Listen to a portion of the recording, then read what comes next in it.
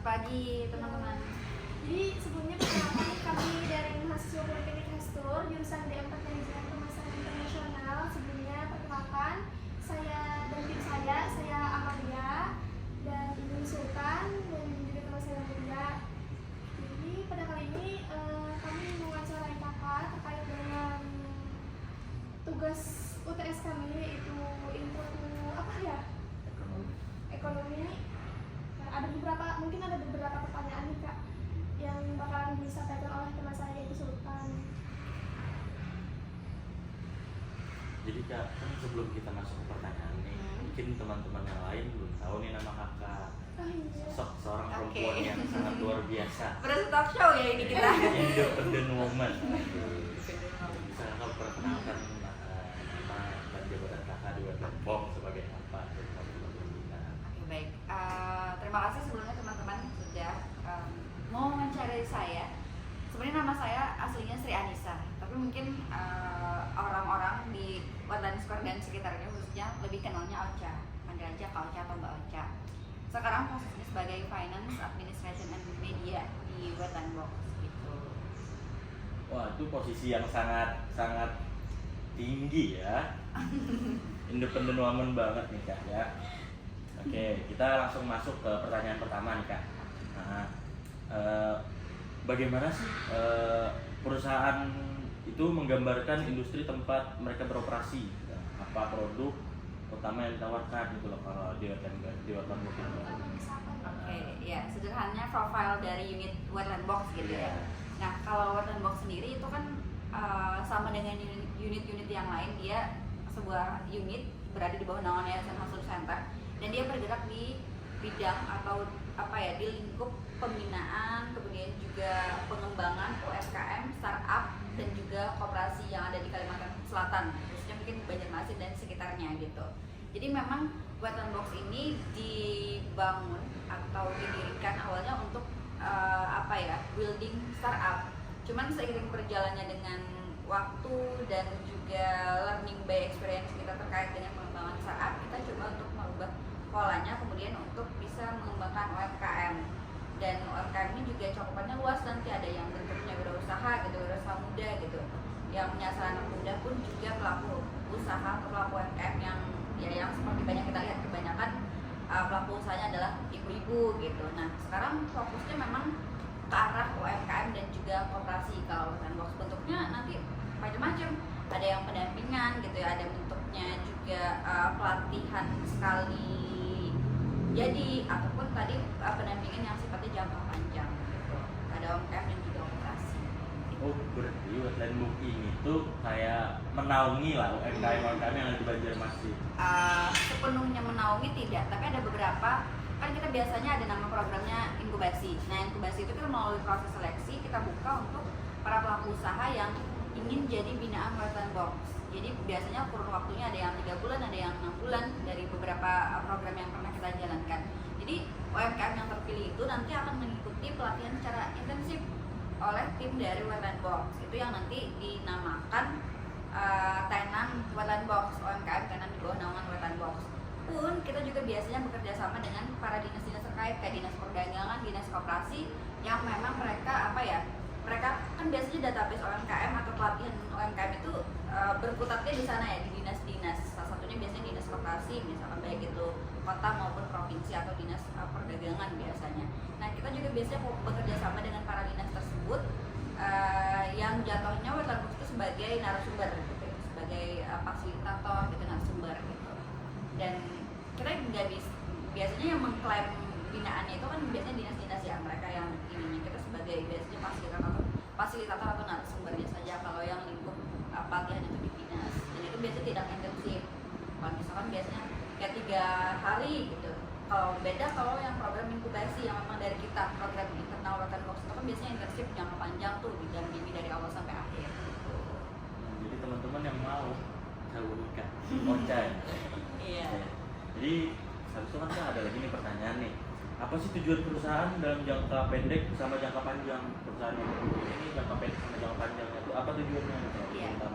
Ya kalau jangka pendeknya ya kita tentunya dari segenap biasanya kan setiap tahun itu kita biasa nyusun program kalau per tahun ini kebetulan di semester ini kita itu fokusnya ke program UMKM siap ekspor. Jadi kita mau dari proses ini masih proses seleksi, ada beberapa UMKM yang nanti goalsnya itu adalah ekspor gitu. Jadi memang setiap semester itu biasanya kita punya core programnya. Jadi semester ini kita mungkin kalau dulu kita mau ada beberapa misalnya 30 UMKM yang naik kelas nih, dari mereka yang nggak ngerti sosial media, dari mereka yang nggak ngerti terkait pembukuannya, misalkan nggak ngerti cara ngitung HPP dan lain sebagainya. Nanti di akhir inkubasi kita harapkan mereka semuanya ngerti dari semua kurikulum itu. Nah di semester ini kebetulan kita fokusnya UMKM siap ekspor. Jadi nanti harapannya mungkin tidak banyak karena proses regulasi dan lain sebagainya terkait ekspor itu lumayan sulit kan ya. Apalagi mungkin UMKM kita terbatas di daya produksi mereka, kesanggupan memenuhi pasar itu gitu. Jadi mungkin nanti targetnya ada satu atau dua atau lebih kalau bisa gitu ya UMKM yang siap ekspor. Ini masih proses seleksi. Nah rencananya nanti akan dimulai Mei dan itu proses inkubasinya selama 3 bulan. Kalau jangka panjang tentunya kita berharap dari segala program yang dijalankan oleh Wetland Box ini itu bisa menopang perekonomian yang ada di Kalimantan Selatan, Banjarmasin khususnya dan sekitarnya gitu. Baik nanti dari para UMKM yang melek digital, kemudian UMKM-nya yang mungkin dia bisa ekspansi pasar yang lebih besar gitu ya. Karena banyak sebenarnya permasalahan yang dihadapi UMKM sekarang gitu ya. Utamanya mungkin kita bisa lihat di sekitar kita para pelaku usaha itu yang belum melek digital atau mereka yang sebenarnya usahanya jalan tapi ada yang mungkin rugi apa misalkan dari jasanya mereka sendiri yang tidak dihitung gitu, biasanya kan gitu ya. Nah itu yang mungkin banyak yang dialami oleh UMKM, makanya kita mencoba untuk mendampingi itu bagaimana caranya sih para UMKM ini bisa naik kelas, syukur-syukur bisa berdampak untuk daerah, ekonomi daerah ya, paling tidak untuk bisa men-scale up bisnis mereka itu sendiri gitu. Berarti Wetland ini sangat berguna banget ya bagi UMKM Menarik banget sih. ya. Menarik banget Apalagi sih. tadi kan ada kata-kata untuk semester ini di bulan Mei ini ada ekspor impor, itu berkaitan banget tuh sama jurusan kami di mana manajemen pemasaran internasional. Kami juga ada ekspor impor kan. Nah, jadi Bisa kan tuh. bisa juga tuh kan. UMK di Indonesia sekarang kan penunjang ekonominya tuh kan UMKM. Jadi berarti dengan Wetland Book ini membantu UMKM, berarti Wetland Book ini juga membantu perekonomian Indonesia. Nah, Waduh. itu dia harapannya jangka panjangnya seperti itu. Oke, jadi ada pertanyaan selanjutnya nih Kak. Bagaimana sih perusahaan menghasilkan pendapatan? Apakah ada sumber pendapatan dominan? Kalau pendapatan sebenarnya kalau bisa dibilang ya kalau Wetland Box sendiri dituntut untuk profit ya. Tapi kalau pelatihan yang dari Wetland Box sendiri kalau kayak bentuknya inkubasi itu bentuknya lebih ke pengabdian, maksudnya kayak pendampingan tapi prawono atau mereka nggak bayar ataupun biasanya bayar tapi sistemnya itu cuman buat kayak jadi uang uang jaminan gitu loh untuk mereka mengikuti program. Kalau pendapatan biasanya Wetland Box itu dapatnya dari kerjasama dengan dinas tadi, atau misalkan kita bikin acara nanti dari sponsorship. Tapi untuk pendapatan dominan memang dari kerjasama dengan dinas pelatihan kita yang jadi narasumber gitu atau yang jadi fasilitator, atau biasanya kita sekarang di 2025 ini juga menyasar PT-PT. Jadi tidak hanya dinas, karena kalau dinas biasanya kan apalagi di 2025 ini ada efisiensi anggaran dan tentunya biasanya ada pemotongan terhadap kegiatan-kegiatan dan itu sedikit banyak berdampak ke kita. Jadi ada beberapa pelatihan yang mungkin awalnya di bayangan kita akan terjadi seperti tahun-tahun sebelumnya, di tahun ini tuh memang menyesuaikan dengan efisiensi anggaran tadi gitu. Jadi memang ada beberapa kendala lah terkait itu. Akhirnya kita mencoba untuk memutar otak juga gimana caranya Wetland Box ini juga masih bisa berkegiatan gitu ya secara rutin seperti tahun-tahun sebelumnya. Itu juga menyasar PT-PT kayak misalkan Arutmin atau Pertamina untuk diajak kolaborasi terkait pengembangan program khususnya di bidang kewirausahaan dan juga UMKM tadi gitu. Berarti UMKM yang ada di bawah naungannya Wetland Book itu tidak dipungut biaya ya Kak? Kalau untuk program inkubasinya biasanya. Berarti ini sangat berguna sekali untuk anda para UMKM ya. Oke, lanjut nih Kak, ada pertanyaan lagi. Bagaimana sih perusahaan mempromosikan diri di pasar? apa aja keunggulan kompetitif utama dibandingkan pesaing-pesaing lainnya Wetland Box? Ya. Kalau bicara keunggulan dulu deh, karena inkubator bisnis UMKM startup dan juga koperasi di Banjarmasin itu masih lumayan terbatas. Ada yang punya pemerintah juga, saya tidak sebut nama gitu, ada tapi mungkin gaungnya tidak terlalu kuat sejauh ini. Nah, salah satu inkubator swasta yang ada di Banjarmasin yang pertama itu Wetland Box inkubator ini. Dan kalau bisa dibilang kiprah kita selama beberapa tahun ke belakang ini lumayan sudah cukup dikenal banyak oleh masyarakat, karena treatment yang kita lakukan biasanya kita setiap tahun itu pasti akan kembali mengenalkan diri ke dinas-dinas terkait untuk bisa menawarkan program kerjasama, pun juga dengan program-program yang dari dalam, pasti program internal kita kayak inkubasi dan lain sebagainya tadi, itu kita selalu promosi juga di sosial media.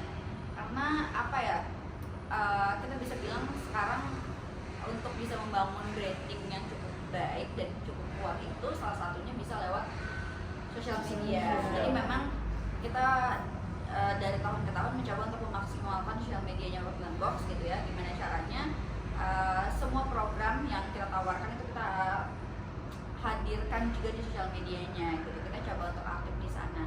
Ya, kita juga mencoba untuk membuka peluang-peluang kerjasama dengan banyak pihak. Itu salah satunya adalah biar melebarkan sayap lagi, karena tentunya kalau misalkan orang banyak kenal, banyak tahu, itu kan jadi makin orang akan tingkat trust atau rasa percayanya makin kuat juga. Jadi kita selain dengan dinas pun juga dengan stakeholder yang lain, kayak misalkan RRI, kita selalu punya siaran rutin setiap Kamis. Itu juga salah satu jadi upaya untuk kita bisa mengenalkan Wetland Box ini ke masyarakat secara luas gitu. Ini apa tadi pertanyaannya lagi?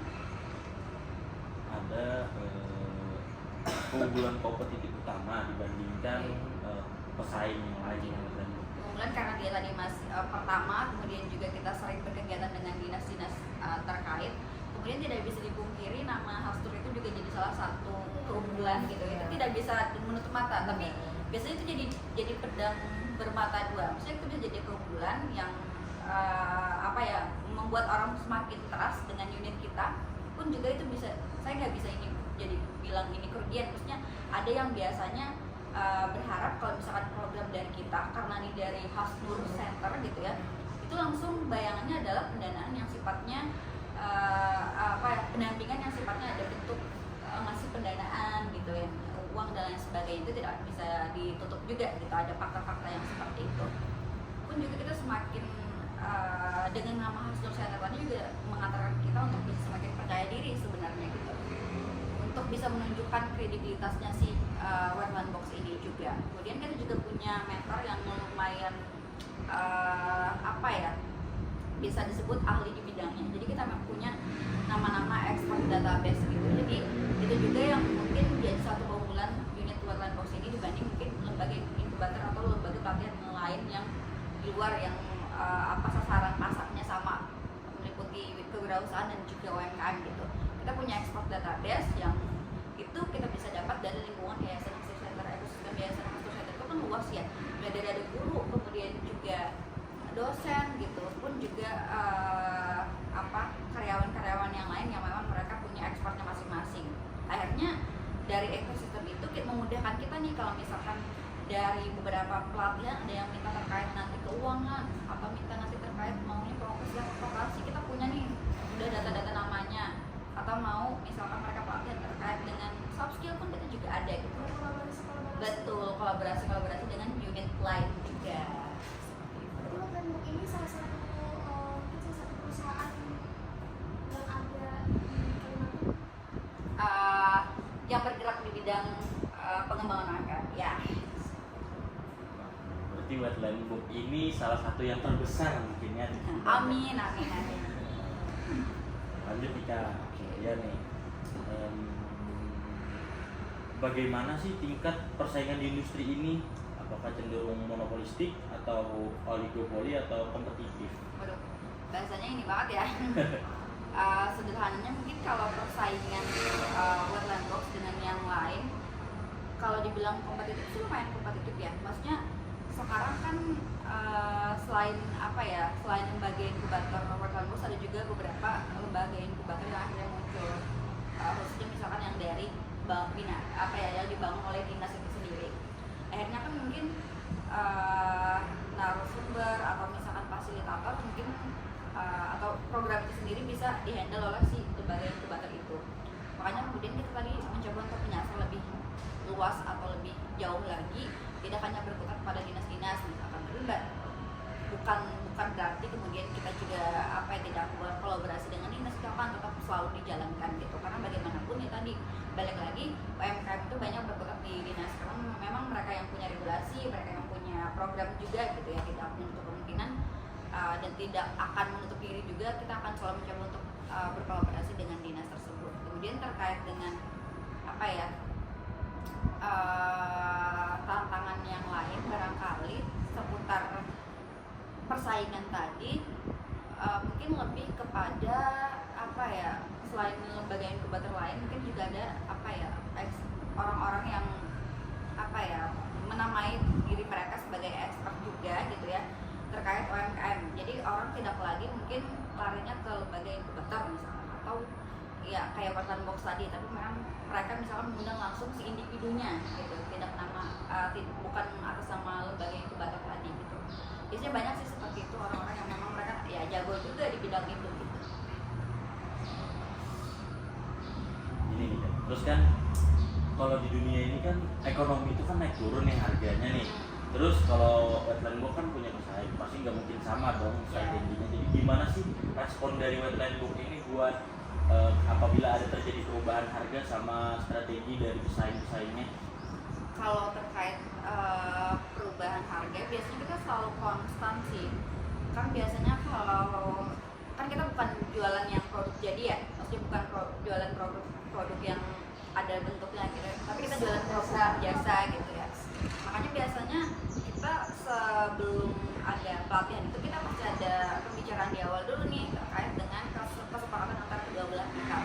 Tapi karena kita biasanya banyak bekerja sama dengan dinas, maka biasanya nominal itu akan konstan. Maksudnya mereka sudah punya pagu anggaran tersendiri gitu. Beda halnya kalau misalnya kita memang bikin program secara mandiri yang berbayar misalkan, itu biasanya kita akan menyesuaikan dengan ritme gimana harga pasar. Maksudnya sekarang kalau misalkan pelatihan sifatnya online misalkan berapa sih gitu, kita bisa akan menyesuaikan dengan pasar.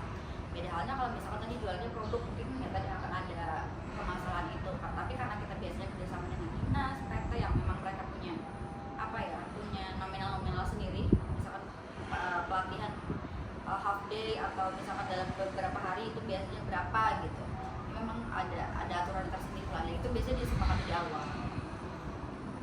Nah terus nih, kalau dalam setiap bisnis itu kan pasti ada komponen biaya yang terbesar nih. Nah kalau di Worklandbox itu apa sih komponen biaya terbesarnya dalam pengoperasiannya tuh? Terus bagaimana Worklandbox ini menanggapi atau mengelola efisiensi biayanya gitu? Iya, jadi kalau di Worklandbox sendiri komponen pembiayaan terbesar itu biasanya ruangan. Ya kita lumayan besar juga di ruangan, kemudian juga di kebutuhan apa ya, bahasanya sederhananya enaknya gaji karyawan gitu. Jadi memang karena beberapa tim di Worklandbox juga, jadi biasanya biaya terbesarnya di dua hal tersebut. Kemudian dan itu tidak bisa untuk di efisiensi ya, maksudnya itu memang sudah segitu gitu ya, anggarannya dari tahun ke tahun gitu, dengan jumlah tim yang seperti itu, dengan ruangan yang sama setiap tahunnya, itu udah kita proyeksikan nih, maksudnya ini udah dalam 2 tahun atau 3 tahun ke depan nominalnya pasti akan sama nih pengeluaran di sana gitu, di sana. Kemudian biasanya paling kalau kita mau melakukan apa, gimana caranya biar misalkan tidak membengkak, kita akan menyesuaikan dengan program-program di tahun berikutnya. Kira-kira bagian mana atau program utama mana yang memang harus mengeluarkan anggaran gitu, atau memungkinkan tidak kalau misalkan program ini kita kerjasamakan dengan unit lain, atau misalkan kita kerjasamakan dengan beberapa stakeholder lain yang bisa membuat beban dari program tersebut bisa lebih sedikit gitu. Biasanya kan kita kalau misalkan mau bikin program, kita udah merancang programnya, kita cari nih kira-kira kolaborator mana yang bisa berkolaborasi dengan program ini. Kayak misalkan program Sedepokus beberapa waktu lalu itu kita kerjasama dengan Pertamina. Itu kan dampak dari program tersebut kan tidak berubah ya, tapi anggaran dari kitanya memang bisa minim gitu ya dengan sistem kerjasama tadi gitu. Karena memang ya programnya betul, programnya akan sama seperti itu terus gitu polanya.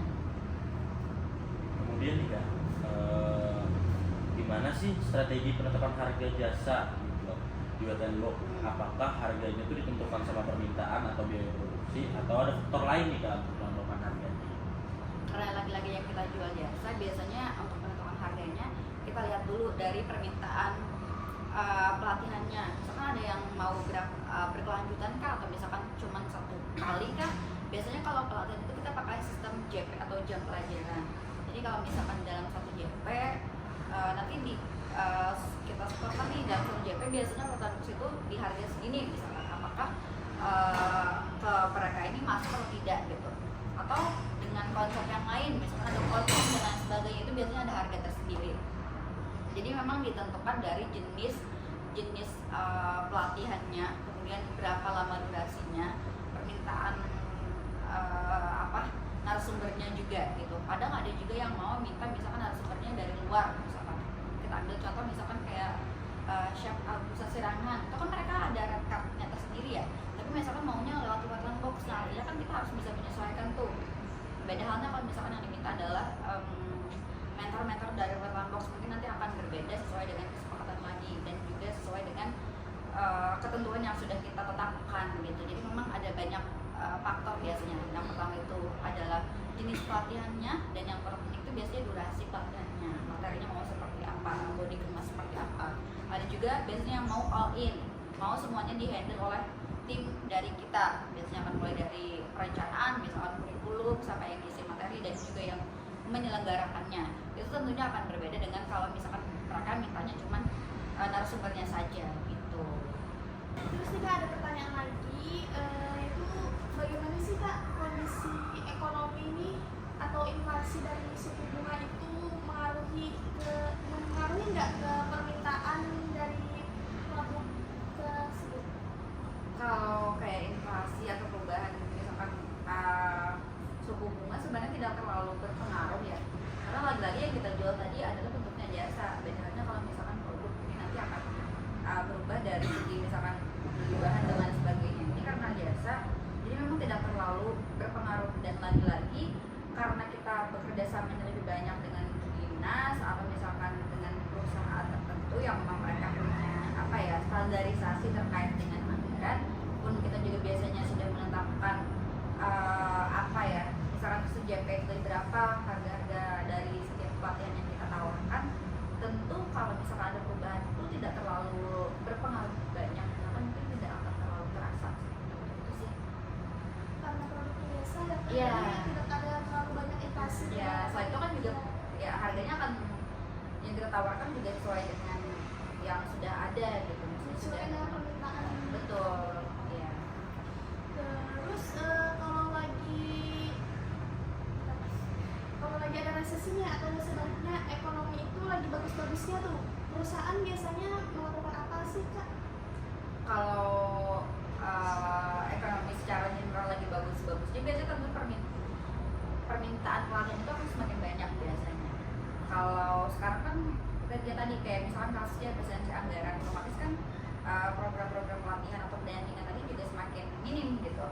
Akhirnya kita memutar otak untuk gimana caranya program ini tetap ada gitu ya, dengan biaya yang mungkin bisa dibilang cukup kecil atau minim gitu, dengan program-program dari internal kita, kayak misalkan pelatihan tadi.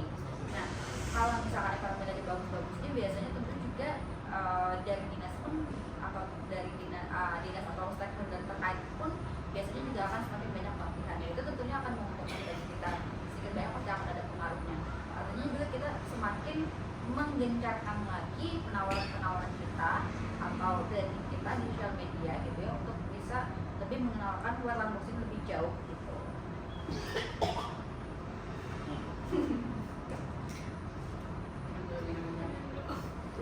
Kita kalau dipotong Ya.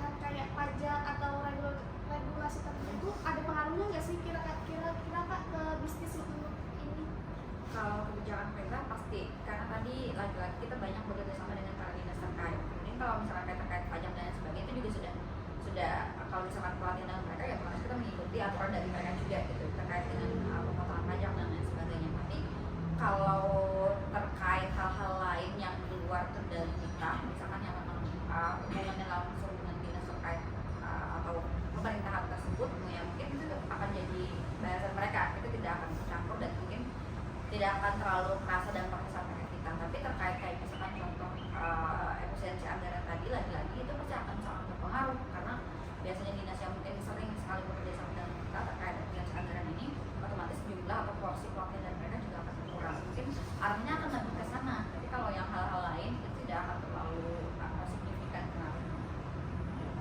Tapi Wetland Book ini kan Kak, kalau permintaan lagi banyak tuh, apakah tim Wetland Book tuh pernah kewalahan ya? Iya, biasanya karena kita juga timnya terbatas ya. Biasanya kalau misalkan ada banyak permintaan dari beberapa stakeholder kita misalkan, tentu itu juga kita biasanya menyusun apa ya jadwalnya itu menyesuaikan kita, kesanggupan kita juga gitu ya. Dan kita juga bisa menginisiasinya dengan cara menggait teman-teman dari unit lain. Kan kita lagi-lagi kita bicara terkait ekosistem yang banyak tadi ya. Jadi lumayan banyak juga nih, ada yang dari Wetland Square yang maksudnya ekspor di bidang kewirausahaan atau bisnis itu juga lumayan oke, dan di Yayasan Snow Center pun juga lumayan banyak. Jadi kita biasanya menggait mereka juga untuk dilibatkan. Untuk terkait dengan investasi dan teknologi dari perusahaan ini, itu tuh berfokus ke mana sih Kak? Berfokus ke SDM, teknologi atau ekspansi? Biasanya kita lebih ke ekspansi dan juga SDM, karena setiap tahunnya itu tentu tim kita juga perlu dibekali dengan apa ya, dengan pengetahuan-pengetahuan baru atau misalkan kayak sertifikasi dan lain sebagainya. Itu biasanya lebih menguatkan lagi ketika misalkan kita menawarkan tim kita ke para stakeholder kita. Biasanya memang mereka mau ada yang sudah ada sertifikasi apa, misalkan atau sertifikasi digital marketing atau misalkan sertifikasi di kurator merek misalkan, itu mereka pasti akan meminta hal itu yang diutamakan. Makanya tidak menutup kemungkinan biasanya kita juga akan banyak menginvestasikan itu di SDM dan juga ekspansi. Terus nih Kak, tantangan apa sih yang paling besar nih untuk perusahaan tersebut? Tumbuhnya itu apa sih menurut perusahaan?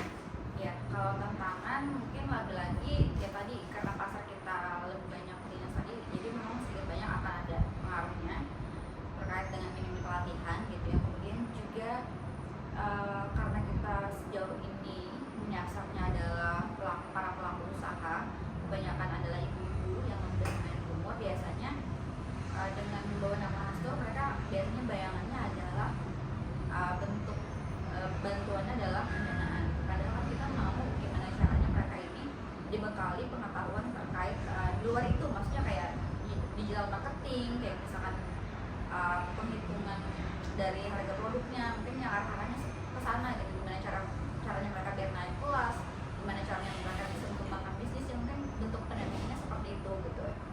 Memang sejauh ini kita sendiri juga berusaha untuk menekankan ke masyarakat bahwasanya bentuk pendampingan yang kita berikan itu tidak berfokus pada misalkan tadi pemberian pendanaan yang bentuknya cash money atau uang gitu, tapi lebih kepada kita carikan gimana caranya UMKM ini punya jalur-jalur untuk misalkan ikut expo, atau misalkan kita juga arahkan kalau misalkan yang potensial mungkin kita arahkan gimana caranya biar pasarnya lebih luas, dikenalkan dengan para pasar yang baru gitu. Kita arahkan seperti itu. Itu juga lumayan jadi tantangan kita, karena mereka tadi bayangannya langsung kalau pendampingan atau pelatihan ini bentuknya adalah pemberian pendanaan gitu. Itu juga yang perlu kita luruskan biasanya. Jadi kan pertanyaan ini udah habis nih. Mungkin ada sepatah kata inspiratif nih dari kakak buat teman-teman yang lain. Bener-bener kayak talk show ini ya. Ini arahnya mungkin ke para pelaku usaha aja gitu barangkali. Saya sih berharapnya semakin hari itu semakin banyak para pelaku usaha UMKM barangkali yang semakin tinggi minatnya untuk belajar. Maksudnya akhirnya tahu mereka punya usaha, mereka yang tahu gimana keadaan kondisi usahanya. Tapi kita juga tidak bisa menutup mata bahwa kalau mau bisnis atau usahanya naik kelas, kita juga perlu terus meningkatkan kapasitas diri dari si pelaku usahanya ini gitu. Jadi harapannya mereka setiap harinya walaupun misalnya mungkin juga sambil berjalan, mereka juga punya kemauan untuk bisa naik kelaskan si dirinya mereka juga, yang tentunya itu akan berdampak ke si usahanya. Sayang sekali nih Kak, sesi kita udah habis padahal Iya. kami masih mau nih. Iya, sampai malam ya rencananya. Tapi banyak sudah ya kata-kata inspiratif, jawaban-jawaban yang dari pertanyaan-pertanyaan kalian semua yang sudah terjawab di sini. Terutama untuk pelaku usaha UMKM tadi bergerak di perusahaan untuk tadi ya luas banget. Mas banget. Jadi Kak Ocha ini adalah salah satu sosok perempuan independen yang sangat 3 inspiratif. kali deh nyebut itu ya. Sangat inspiratif ya. Jadi mungkin cukup sampai di sini Kak. Terima kasih atas semua ilmu yang Kakak berikan. Sangat berarti bagi kami para mahasiswa baru di Politeknik Hasnur ini. Mungkin kedepannya ilmu-ilmu yang Kakak berikan kepada kami akan kami terapkan apabila kami bisa melakukannya dengan UMKM lain. Kami akan melakukannya dengan kolaborasi dengan dimana gitu kan. Semoga kami bisa mengamalkan ilmu-ilmu dari kakak nih. Terima kasih banyak ya kak. Ya, terima kasih juga. Mohon maaf. Terus katanya ada sedikit bisnis nih kak. Waduh. Tolong dong. Waduh, terima kasih. Terima kasih Ya, banyak ya. udah Semoga banyak suka. banget. Ya. Nanti kapan-kapan kita ketemu. Oke, sahabatnya selalu sih ya. Selalu Selalu bisa bisa ya. ya. Iya maksudnya ketemu dalam video Oke. aja. Siapa tahu kan part 2-nya lagi dong, part 2-nya lagi dong gitu. Oke, thank you guys. Terima kasih. Assalamualaikum. Yeay. Jadi guys, kesimpulannya Wetland Book ini tuh adalah salah satu instansi dari Hasnur Group untuk menaungi UMKM di Kalsel pastinya. Dan Wetland Book ini adalah salah satu instansi terbesar ya Iya. di Kalimantan Salah Selatan. satu. Salah satu ya. Satu-satunya malahan buat bentuk ini adalah Untuk mengembangkan UMKM. Nah, jadi Wetland Book ini tuh bergerak di bidang itu ya, bidang jasa untuk pelatihan-pelatihan UMKM, pelatihan-pelatihan ya bisnis-bisnis kecil lah ya. Ya, untuk ekspor tadi UMKM-nya dikembangkan ke ekspor. banyak juga kolaborasi dari perusahaan lainnya nih untuk membangun UMKM ini. Terus yang paling penting nih, Wetland Book ini tuh nggak memungut biaya buat UMKM-nya gitu. Jadi cukup sekian dari kelompok kami, kelompok 3. Salah mohon maaf. Wassalamualaikum warahmatullahi wabarakatuh. See you.